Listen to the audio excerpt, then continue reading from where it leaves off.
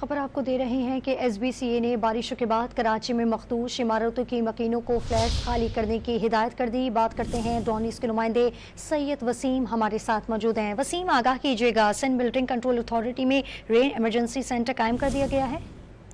जी बिल्कुल, देखें, Sindh building control authority में रेन इमरजेंसी सेंटर कायम कर दिया गया है। सिंध बिल्डिंग कंट्रोल अथॉरिटी में जो रेन इमरजेंसी सेंटर कायम किया गया है वो मुमकिन बारिशों के पेश नज़र डायरेक्टर डेमोलेशन अब्दुल सज्जाद खान की सरबराही में कायम किया गया है। टेक्निकल अमला जो है सिंध बिल्डिंग कंट्रोल का वो 3 शिफ्टों में 24 घंटे ड्यूटी सर अंजाम देगा।